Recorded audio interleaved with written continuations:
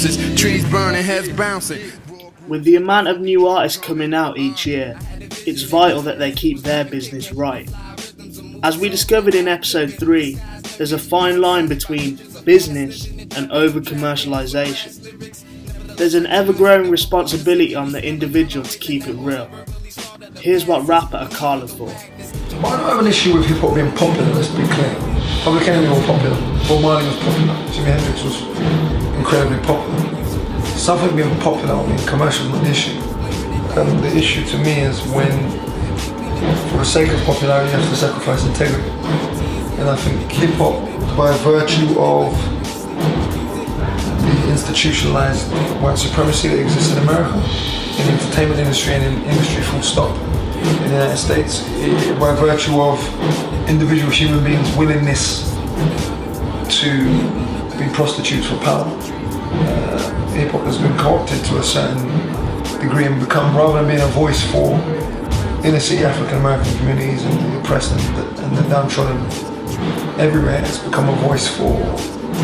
It's become a voice selling stuff owned by rich white people. Is really what it's become.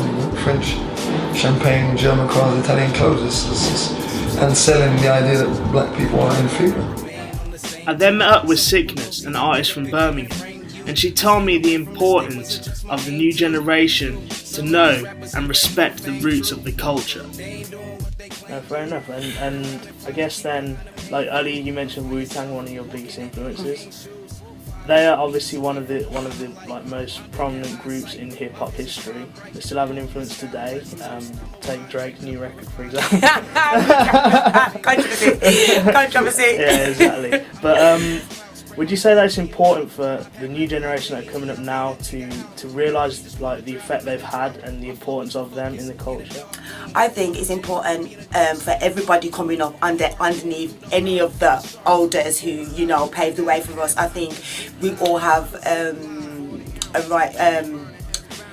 We should all pay homage to these people, because without them paving the way for us, we wouldn't be able to do this. So it's like Wu-Tang will pay homage to their forefathers, if you like, who fathered the style, as they'd say, and we have to do the same thing. And I think the young guns coming up do really need to recognise the real roots and pay respect where it's due.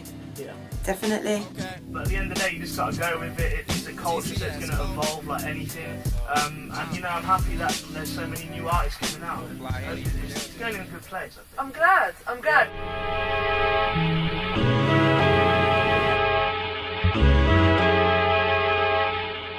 Like, so would you say it's really important for the next generation that are coming up now, not just like rappers but dancers, like this event we're here today, and like, is it important for them to know like the roots of hip hop and like what it's about? I think you should, if you want to be a street dancer, someone who dances to hip hop music, or someone who makes hip hop music, I think it's very important that you study the background of hip hop, where it's come from, the people that were the originators, and just the whole culture, where it's come from to where it is now, in order for you to take it forward, add your little taste and your flavour to it, and you can help it continue to grow.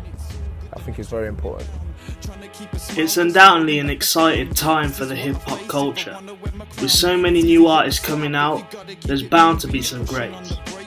Make sure you check out the 5th and final Slenky and Sony Take Your Shot HipHopDrome video when it is released, leading up to the drop of the new website. Peace.